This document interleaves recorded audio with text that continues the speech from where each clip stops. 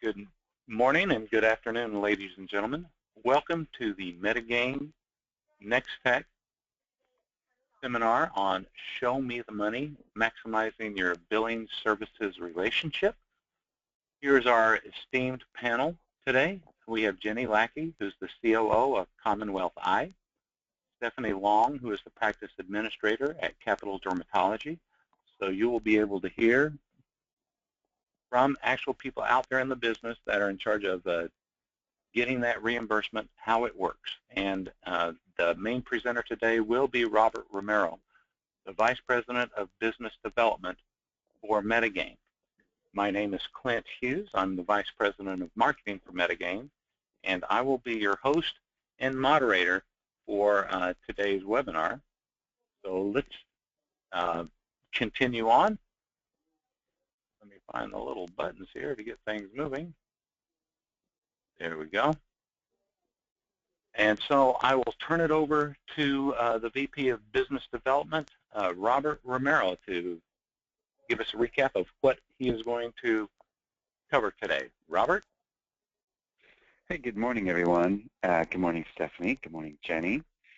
I put this little bit of an outline together for us to follow today because I think one of the key things that we want to cover is, when you work as an administrator or as a chief operating officer or even as a CEO or the managing partner of a professional practice, what's it like to work with a professional billing partner?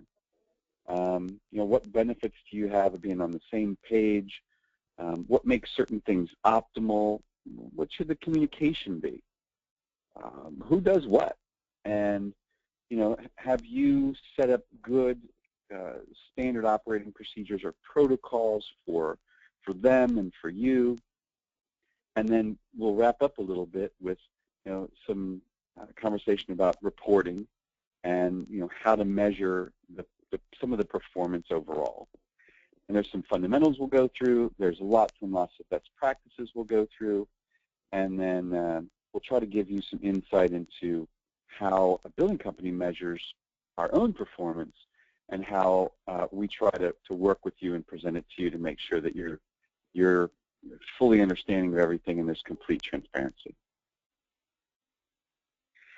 So in the foundation area, a couple things to make sure that we go through, and that's that you've got in place a couple of key items that will make the process go quite smooth, and without them you're going to have some challenges.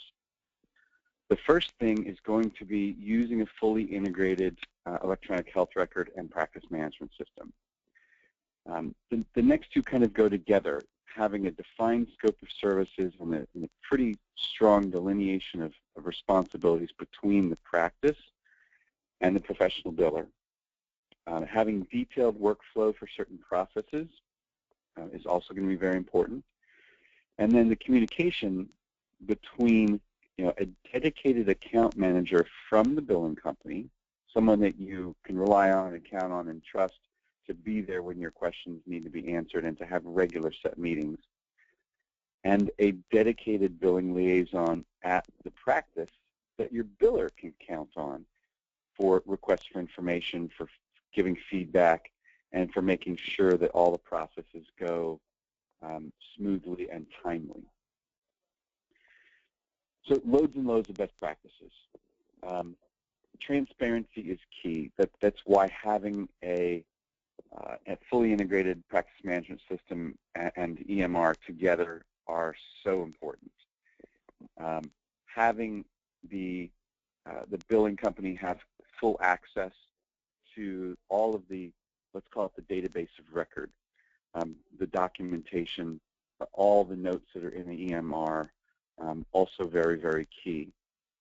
And there are a lot of tools out there that really help and enhance HIPAA-compliant communication, be it eBridge, which is a great scanning solution, Smartsheet, which is kind of an online, maybe Excel-type tool that allows requests for information and fulfillment, And there's a lot of technology out there that goes along with your EMR and your practice management system that can really help this communication process and make it run like a Rolex. Robert, while we're on this slide, in the very top part, I know is very essential to some of these practices, because I know when I was talking to Jenny and Stephanie, that point resonated with them. First, let me ask Jenny, who is the COO with Commonwealth Eye Clinic. Tell us how you feel about the transparency and the EMR documentation for the access. Sure, Clint. From my perspective, this was really the tipping point for us considering outsourced billing for our practice. Our focus is so centered on the patient, but we also do a lot of co-management of patients in ophthalmology. That's common, but we're a co-management center, so I've always struggled with considering an outsourced billing solution because the coding and the modifiers are so challenging to get right. That was a big concern for me, but I also, our patients as well as our co-managing offices are our customer, and so if we were to outsource it, I was concerned that in some way we would hurt these relationships. And so having the transparency and the access to everything that's going on real time and being able to service the customer and the outside doctors really helped us consider the transition like this. And Stephanie, I'd like to bring Stephanie along with Capital Dermatology, which is a very high volume derm practice there in the DC area, and I've been on the phone several times with Dr. Glassman, and this is a very, very hot button for him, is it not, Stephanie? Yes, it definitely is, and the same thing that that Jenny was saying. We struggled in the beginning with wondering how we're going to go from seeing everything right in front of us to seeing everything electronically, and making sure that we can monitor what the team is doing and making sure that everything's being done correctly. And I think the flow has been outstanding, and our team has been great from the beginning, and we have a very open line of communication. The reimbursement rates, reimbursement rate is great, and we're not down in the trenches anymore. We're now above it, overseeing everything.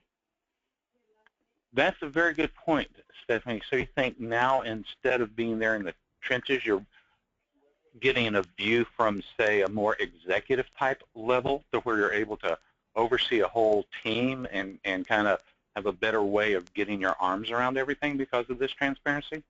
Yes, that's exactly what's going on now. It's really, really helpful, and looking at it from the beginning, moving forward, it was hard to see that point, or to get to that level.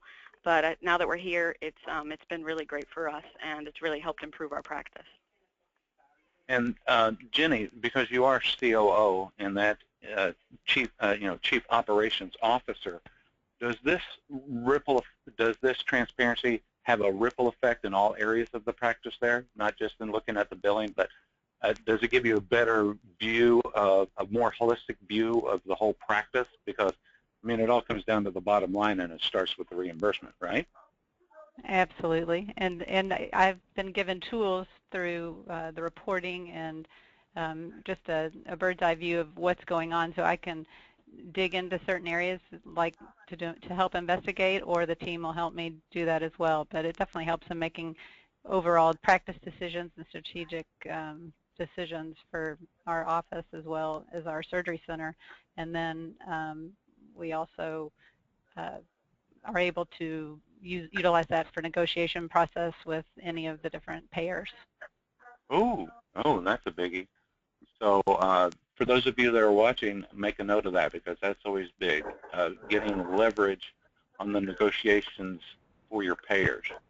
All right, thank you very much, Stephanie and Jenny. We'll move on. Robert, let's go into the next thing about this robust verification. True, sir. And there are, once again, I'm going to give the top tier systems out there a little bit of a plug. The best systems that are connected to a professional clearinghouse really allow the client, the practice, to do a lot of online verification of benefit. And once again, it's an electronic tool that helps the entire process, maximize reimbursement by ensuring that, the benefits are there before you see the patient. The process of coding and claim scrubbing, I want to define for everyone, because in your delineation of responsibilities or in your your scope with a professional billing company, these two definitions are very important. They can help draw the line of who does what from the practice to the biller. Now, as a professional billing company, Metagain will code completely from scratch for a number of our clients. That usually comes at a little bit of a premium rate, and a lot of our clients will have a certified coder themselves, or at least very, very senior billers that know the docs, know their routines, know where documentation hides, and it will do an excellent job of kind of cleaning up after them. Forgive me for any of the MDs that are on the line. I'm just going to talk right in front of you. But this is an important process that happens behind, those guys and girls that makes the clean claim submission go so much better. And of course, that means more money faster. So whether on the client side, Metagain side, whether they're using a separate coding service for perhaps the procedures and different cases that will go through a surgery center, that process is key to getting maximum reimbursement. And Robert, that's even going to become more sensitive with the implementation of ICD-10, because a lot of it will fall onto the office, because it is about diagnosis and documentation, but the emphasis on ICD-10 as opposed to ICD-9, correct? Absolutely. And just a thought going forward here a little bit too, is that your professional billing company really is one of the better facilitators of your ICD-10 process. You as a practice have to be the master holder of your plan. It's your key responsibility. But your software vendor and all the top tier systems today are quite prepared for ICD-10, and they've got a lot of tools, and you please work with them to make sure that they're helping you with your plan. But your professional biller also is the entity out there that can facilitate sending test claims through, making sure that the practice and the biller are on the same page as far as how workflow might change come October. But to make sure that we're testing the software, making sure that we're testing the clearinghouses and the payers is pretty key. Yeah, and we're going to be covering that in an upcoming slide, and we're going to be hearing from Jenny and Stephanie on that. I just know it's a hot button, and I wanted you to touch on it real quick. So let's go into, this is part of the best practices again, starting with the charges. Yeah, keep me in line, Clint. I'll follow the plan.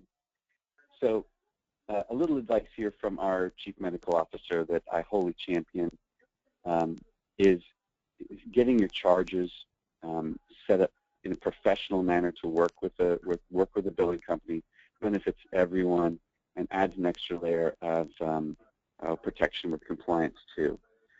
So maintaining a level and constantly updated fee schedule, level meaning if whatever you use as your cost basis, and many of you will use the maximum Medicare allowable in your region, that markup, if it's level and consistent across virtually all of your codes, barring a few that you might mark up at a greater rate because you get a high reimbursement on something, is key to a lot of metrics and a lot of things that a professional billing company needs.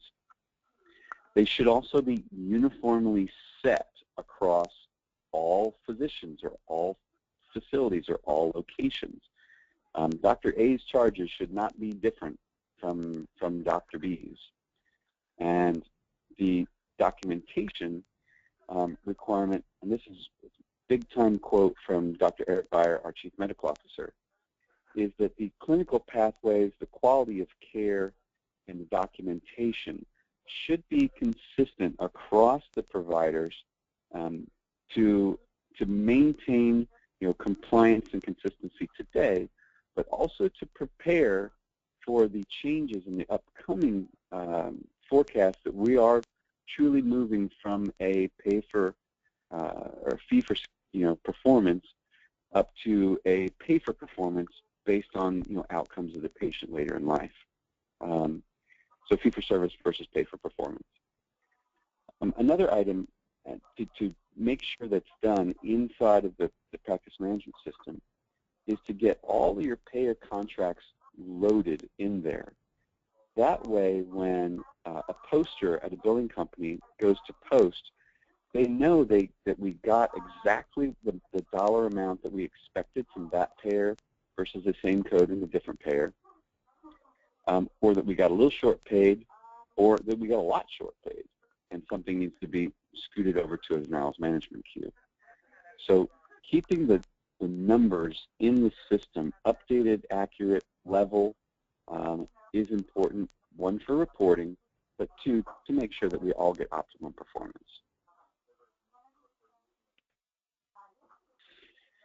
So in the process of working with a professional billing company, you've got a grand opportunity to get feedback from the billing company back to the administrative folks in the practice. And then as administrators, you can decide exactly how you present it to the physicians. But there's enough data and enough claims that go through the system to where your billing company can see patterns, not just at your practice, but at others around the country that are similar to yours. And that feedback is key. Posting, like I just mentioned, really is the trigger for denials management. So when paper checks and paper EOBs and things like that come in, make sure they get transmitted to the biller ASAP, because every day when you're working a denial or an appeal counts.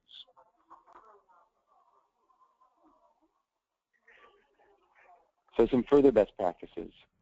AR. AR is a responsibility kind of at first base, or at first process of the billing company.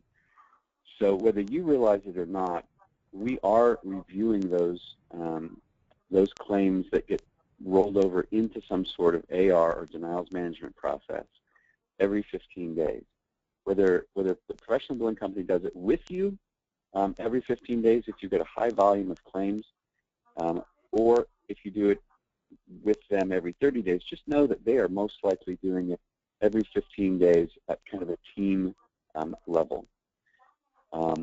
When there's a difficult appeal, this is something that really the billing company may need your help.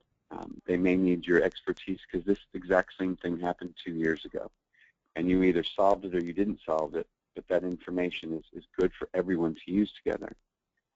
So if your billing company is responsible for, in one setup, one workflow, the initial appeal or the initial claim correction or the initial resubmission, that's very, very typical. It's also typical for them to be responsible for the first appeal. However, they should probably inform you that this claim and these other claims this month are in the process of an appeals or denials management process. By the time you get to the second appeal, if everything to start with has been unsuccessful, that's when it should go on the agenda of the kind of the claims level working meeting that would happen every 2 weeks or once a month between the client and the biller. So pretty key there that the client be always informed, another part of transparency, and that the client be able to participate in the process when they can help. Write-offs also big on virtually every one of our clients' wish list and almost must-have list is that no write-offs be ever taken without their permission. Once a month they should be queued up and, when possible, traced back to whatever the root cause is. And if there are 20 write-offs this month, And trust me, sometimes it's well within tolerance if you've got 600, 700, 800 claims that run that month. And if all 20 of those are for human error at one point or another in the process or just circumstances, that's usually within tolerance. But if the root cause gets traced back and 10 of them are for this exact same reason, that's when the client and the billing company can collaborate, take some corrective action to make sure that that doesn't happen going forward, or at least it's minimized. Okay, I know that this is a hot button with both Stephanie and Jenny. So, Stephanie, would you like to put in a few comments about the working the appeals and the write-offs? Oh, sure, yeah. When we do our monthly AR meetings now, we just do them every month together with Metagain. We actually have a meeting, and we're able to review with the team everything that's, either a problem, a pattern that we're seeing, or we review patterns that we have seen in the past and how we've corrected them. We also are very, very forthwith with Metagain saying, is there anything that our office needs to do differently? And then, Dr. Glassman asks me, or asks, our team the same thing of me, and we're able to make sure that, we kind of stop the problems or prevent them moving forward. And one of the things that's pretty amazing is that we have consistently been getting you guys up over 99% reimbursement, which is pretty strong. Huh, Stephanie?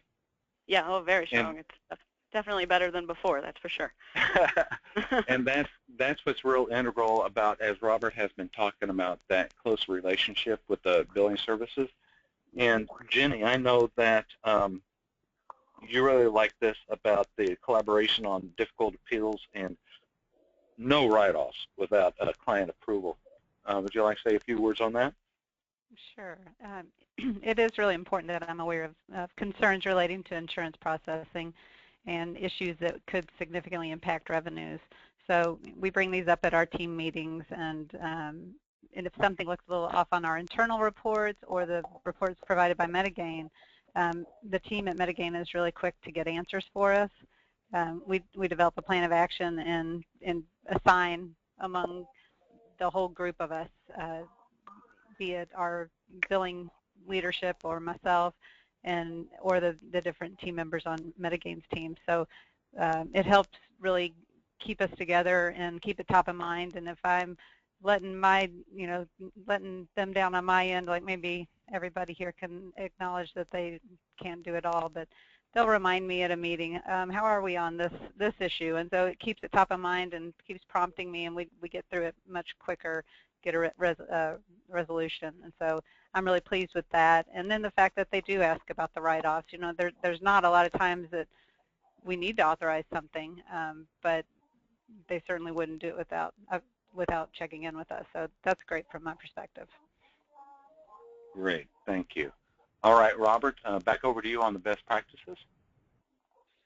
All right, sir. So continuing, let's take a look at some best practices from kind of the executive level, the administrator, the COO, the CFO of a practice or a practice and facility kind of combination. So at this level, we're going to leave the daily grind and the kind of claims level thing a little bit to the side. And we're going to focus on making sure that we follow the client's kind of prescribed way of, reconciling the dollars, whether it's by the end of a day, by the end of the week, or at the end of the month. Some practices require a very hard close at the end of the month. Some realize that a professional billing machine, the best thing about it is it's very consistent and very stable, yet things are done kind of on a team-based process. So sometimes the hard close may happen a day or two after the physical end of the month.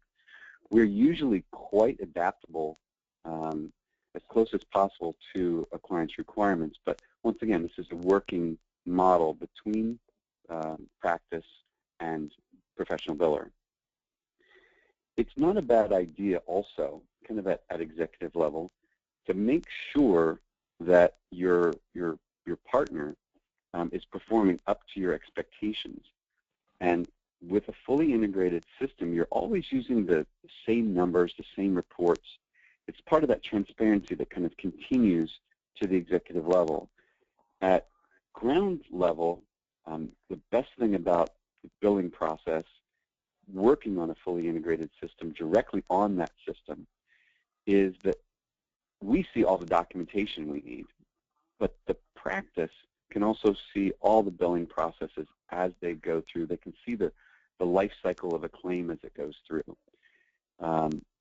At the top line, having the coding performance, the revenue cycle performance measured by an outside party, maybe your accountant or maybe by a coding company, is a good once-a-year checkup, just to make sure that you've covered this trust with some backup. Don't use a competitor unless you're already kind of committed to making a change.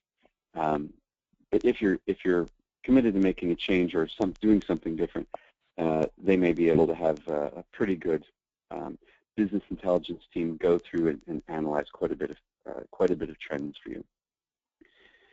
Once again, if you use the same system, you're all using the same numbers, and you're never, those days of sending claims off into space, faxing them and getting a spreadsheet and just a deposit reconciliation back are long gone. So use the same system, use the same numbers. Okay, Robert, our next slide is going to be on ICD-10, but I was just sitting here looking at the complexity of it. And Jenny and Stephanie, I'd kind of like to just spring this on you. If you had to drill down and pull together all this stuff, how many additional weeks to the day? I mean, would you need 38 hours in a day to pull all this together? If you tried to do everything by yourself, how would that affect your workload, Jenny? Are you talking about the ICD-10 workload? No, we're talking about all this stuff that we've talked about the past few slides, all the reporting, getting all the stuff together, the reconciliation, all that stuff. Mm-hmm. Well, I mean, definitely 38 hours in a day. It's just not possible, and we've streamlined our staff, but we've also included our accountant and our accounting clerk into this team, and so we have a real good synergy. And so in a lot of ways, it's just made our practice better because we're all on the same page additionally. So, but you're absolutely right. There's a lot of work going on that we no longer have those headaches. But one thing that came to mind for me when Robert was speaking, that's a little bit outside of what you're asking, is that the turnaround time on claim posting and working denials, for me, that was something that I always had to stay on with the billing manager to keep our staff striving to meet those metrics. And honestly, we just really hardly ever met it with the claims posting. We came close on the denials. It was just, that was the last item that we could hit. And so I find myself spot checking here and there when I'm in the accounts and things. And Metagain is just really good about getting those claims posted and submitted to the payers, as well as 48-hour turnaround on working denials. And so I've been very pleased with that, that they continue to do that. Thank you very much, Jenny. Stephanie, does this just cut it down to like 19, 18-hour days for you now, or are you actually able to have a life? No, I mean, it does. Before we had a whole team that had to work in the office, just doing this. And so now we're able to distribute those other employees in other areas that are needed more in the office to focus on patient care. So it's very important. I'm glad you mentioned that. We had the same feedback from a pulmonary specialist up in Indiana the other way, because you're there to take care of the patients and provide quality care. And this is some of the stuff that, bringing in the money, that's where you need us. Now, this is very hot button, people. October 1st is right around the corner, and it doesn't look like they're going to push it back again. So, Robert? Thank you, sir. And actually, before we go this, it's just at the top of my pointy little head here, but one thing to note, and maybe that might be new to some folks is that a professional biller usually, and Metagame follows this quite strictly, uses team-based processing. So there's one team that does nothing but take patient phone calls. There's one team that does nothing but submissions. There's a whole dedicated denials management team that does nothing but work denials. So they don't get the kind of the conflict of time interest at a practice where if you did it yourself, that you've got a big day today or a big week and you've got so many submissions to get out the door that you just physically don't have time to address denials as much as you would like to. You know how to, you know the process to go through, but it's just you just run out of time in the day. So team-based processing probably uses about twice as many people as it would if you did it in-house, when you've got 2 or 3 or 4 or 5 people doing all these different functions kind of amongst themselves, or one person performing 2 or 3 of these different functions. When it's team-based, it truly is divided by the expertise of doing that exact function only, and not having any time conflict. So I hope everybody follows me on that. All right, so the big one, ICD-10. Now, I went into this just a little bit off page earlier, but ICD-10 is a you know, everyone says it's going to be this big bear, but once it's all implemented, it's probably going to provide everyone better documentation. And for a billing company, that's kind of one of the things we look for. Our clients with the best reimbursement ratios are the ones that give us the best documentation. It's just simple math. But in the ICD-10 process, Metagame can be a very, very good facilitator of the testing. It's, like I mentioned earlier, it's really the primary responsibility of the practice to have their plan together overall. But Metagame can be really key. I know we're going to be having a number of webinars from here through October from our Chief Medical Officer, from some of our operations people. But we're really, really good at reminding you of what you should be looking out for as a whole, because we're preaching out there to 400 different practices.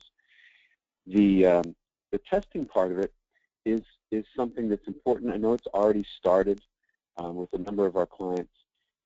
Your revenue cycle management process is, you know, integral to your practice management system, and your practice management system is really the key point of being ICD-10 prepared.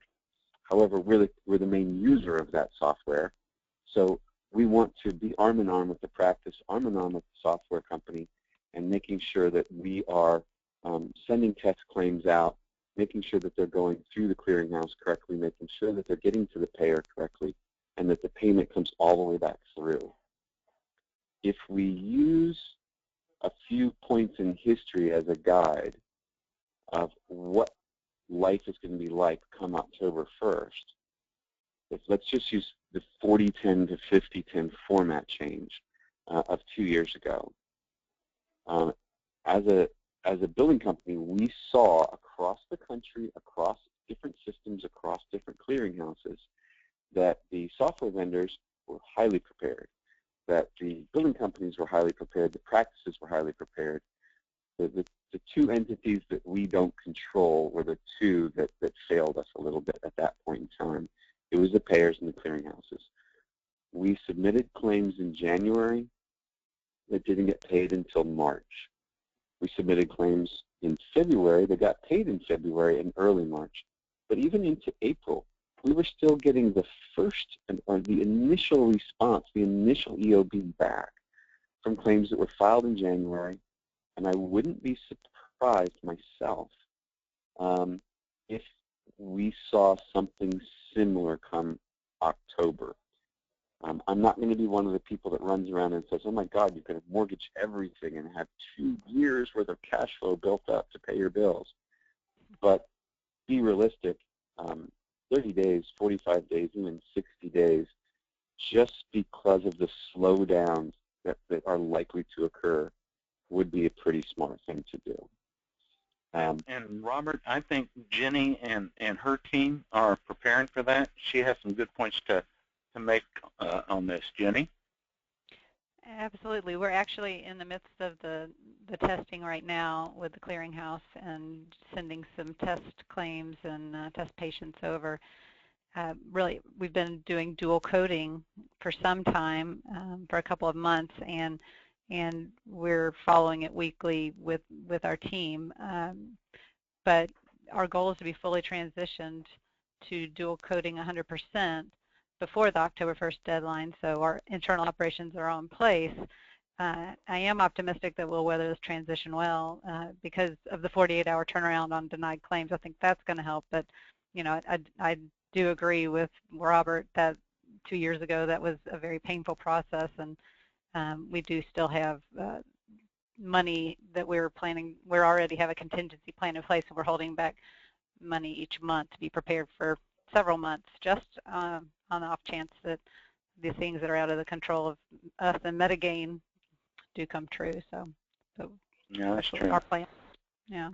And Stephanie, how are y'all looking as far as holding back some funds and getting your team geared up for this, for the diagnosis and the documentation, and put that in? Because I know that Derm is having a lot of additional codes being slipped in, a lot having to do with laterality. Yeah, I agree. It's almost 90,000 codes that are being, added, and it's, when you're reading about it and preparing for it, it seems a little daunting. But I think now that we've fully changed our templates in the software, and I think it'll be a relatively, knock on wood, smooth transition. But yeah, we're also still in the early testing stages here as well. And for the audience, both Jenny and Stephanie are on the Nextech, and Nextech is known for their dermatology and ophthalmology, very easy to follow EMR feeding into their practice management system. So they're more confident than you might hear some people say as far as being prepared for ICD-10. All right, Robert, this is real important because you cannot manage what you cannot measure. So let's talk about metrics and reporting. Yes, sir. And let me try to give everyone a little bit of insight as to how we measure ourselves, so that we're a little bit ahead of the game as far as what we promote or what the final outcome is for all the clients and all the practices we work with. So one of probably the biggest metric that we look at, which is very different from the way I think many practices look at things, but for us, we look at this paid status at a 60-day mark, because depending on your payer mix, we should have at least been able to make that claim go through one full life cycle by then, and also quickly addressed any appeals process that had to be put in place for that individual claim. It should at least be in motion on day 60, if not already adjudicated. So paid status at 60 days is really a key measuring point for us, because it helps measure how clean the claim went out, but also how the claim was received and processed, and the timeliness of the initial posting or the initial appeal that gets started. A clean claim, or a claim that goes out that simply just gets through the clearinghouse because the numbers were correct and everything was just lined up exactly the way it was supposed to, is an okay measurement. But really, if that claim was scrubbed well, went through not only on the first pass but got paid on the first pass, that's the metric that we're looking for. And if we're promising and projecting 95, 96, 97, maybe even beyond that for a client that's got excellent documentation, we've got to know that we're 92% or 94% already at 60 days, just to make sure that by day 90, we're at or very close to our target percentage. So we also measure another metric. It's very similar to this, but not exactly. And it may not be one that you measure either, but once again, I want to give you some insight on what we measure and why we measure it. We want to know specifically what dollar amount of claims or what percentage of claims got paid on that initial submission. And every payer mix and every specialty type has its own different little targets on that. But second to that, when we had to make an appeal, how many of those claims got paid at that level? And then when a secondary appeal had to be made, what was the final paid percentage there, and what time frame did it come in? So knowing that we've got a target percentage to shoot for is one thing, but backing up in time to make sure that the pre-target percentage, that 60-day percentage, is also where it needs to be, is highly important to us. And then the date at which claims are paid. I'm not a big fan of days and AR. We'll go over that in a second. But the timeliness of what claim was paid where in the process is probably more important to me than what the average date is. How many claims got paid and what was the dollar amount of those claims? Those are two different metrics too. If the claims paid on the second appeal have a bigger dollar amount on average than the ones on the initial submission, that shows us we've got to go back and work with ourselves, work with the practice, and fine-tune maybe some processes to improve those marks. But these two different metrics are really important to us, and I hope that everyone sees a little bit of why because of this. The next really set of metrics is just a reminder here, and Clinton, you can go on to the next page for me. Your professional biller, and Metagame has an entire team devoted to nothing but business intelligence. Metrics to us internally are as important as they are to our client in the practice. And inside of all of your billing data comes very, very good business data. And a few other things that we look at and we manage and monitor internally are certain reimbursement percentages for closed claims, for AR, and for write-offs. And if somebody walked up to me and said, I've got an AR problem, my first question is, where? And most of them say, well, at 90 days. I'm like, no, I don't mean at what time point. I mean where. Is it, do you have an AR problem from a certain provider? Do you have an AR problem from a certain payer? Or an AR problem from a certain set of CPT codes? So taking write-offs as a whole and then dividing them by what payer did they come from, what CPT codes did they come from, what providers did they come from, what locations did they come from, is very important on our end to identify where we've got little gaps in performance, be it our issue, client's issue, any issue that we can work on to improve.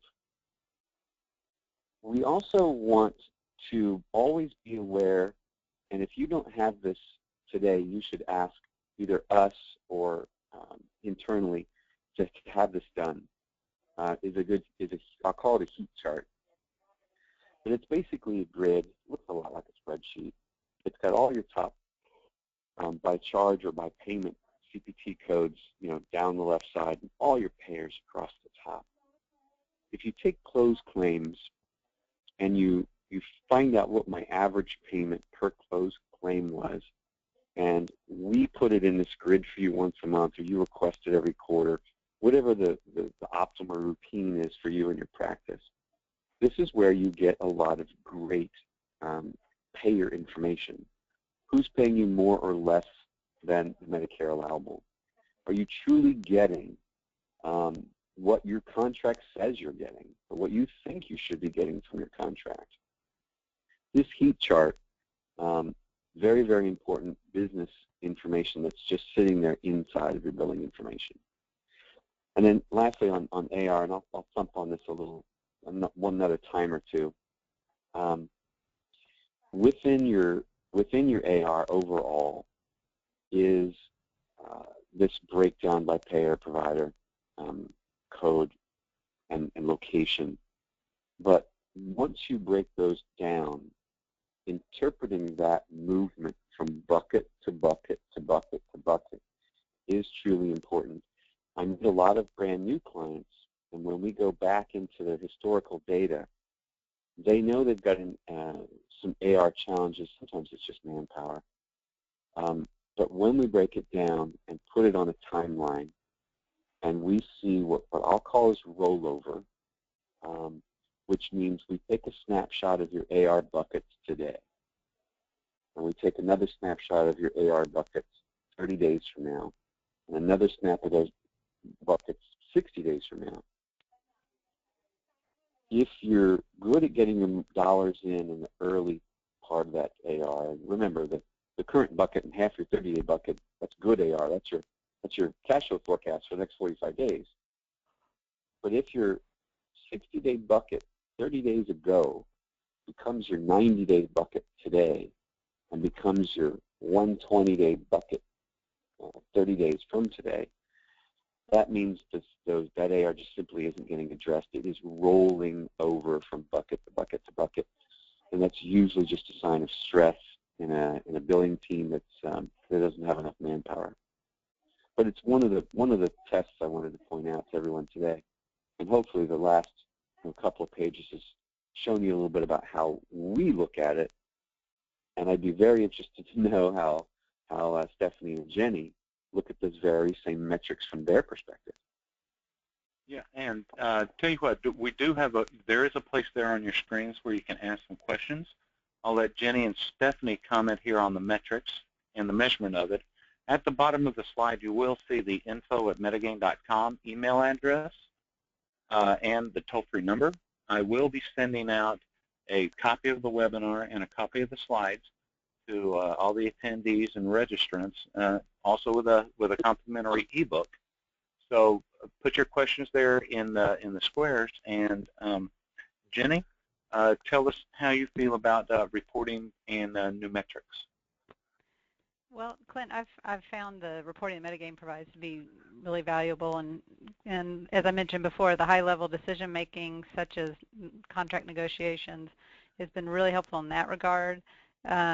It's been a really huge help for us to have the latest rolling 12-month data. Our surgeon and owner is a math major initially, and so he loves the numbers. And I think the fact that we get utilization data and percent paid information on a rolling basis, that kind of levels off your information. You can really see areas that are coming into play. And I've found that the reporting that Metagain is providing really complements what we do internally from our accounting group. And so it just provides a lot of valuable information that I'm using every month.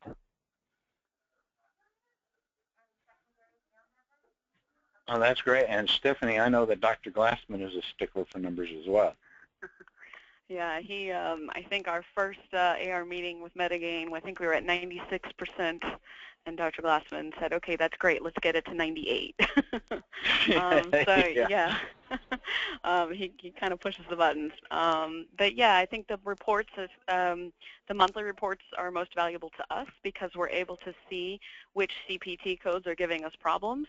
And if that's how we're able to notice those patterns, and if need be, then we start to call, medical directors and try to figure out better solutions for them and for us to make sure those patients taken care of appropriately. So those reports are incredibly valuable to us. Okay. Let me see. We have some questions up there. What do you do about balances on the books that have been turned over to a collection agency? Who would like to tackle that one? Jenny?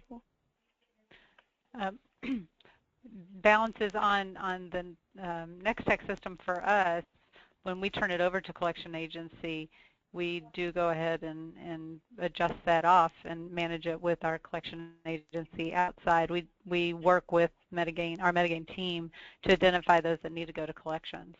But we chose to be responsible for that collections process ourselves. I think that might be one of the things that you all could offer, but we kept it more in our area of responsibility. That is your professional preference to decide who does that. We won't do actual patient collections, but we will facilitate giving you the naughty list after patients had 2 statements or a prodding letter, whatever your protocol is, getting you that list, letting you line item certain individuals off that list, and we'll facilitate getting that to your chosen collections agency for you. But we probably split that responsibility maybe 50-50, I think, with all of our clients. So. Okay. Stephanie, how do you know when claims are under appeal? How do you set these up in NextTech to be able to be pulled? Well, the only really, appealed claims that we have to worry about here are extract and, UV codes. And those codes we monitor in the office as well, based off of the reports that our Metagain team sends us. So we get a weekly report from Metagain that monitors those codes specifically, and we're able to go through and see, what's paid and if it's paying an appropriate rate. If it's not, same thing, we call, our provider relations representative, or, we maybe escalate it to a medical director. But we choose to keep that in office because it can get, we have a lot of patients coming in multiple times each week, and so it can get a little out of control pretty quickly. Okay. And I'll throw this out there. How does NextTech have that report generation equivalent to the moving buckets you were talking about, Robert? Or is that something that we dig in there and then we generate those with our business intelligence? I'm not a big NextTech user myself, and I think probably a lot of our operations people could answer this better. But in general, it's a measurement we take, and sometimes we have to pull claims level data to do that. Jenny and Stephanie, you may be able to answer that as the expert NextTech user better than me. I'm not 100% sure of the question, actually. So as far as like pulling the data to do the testing of the rollover test? Mm-hmm. Yeah, the moving buckets.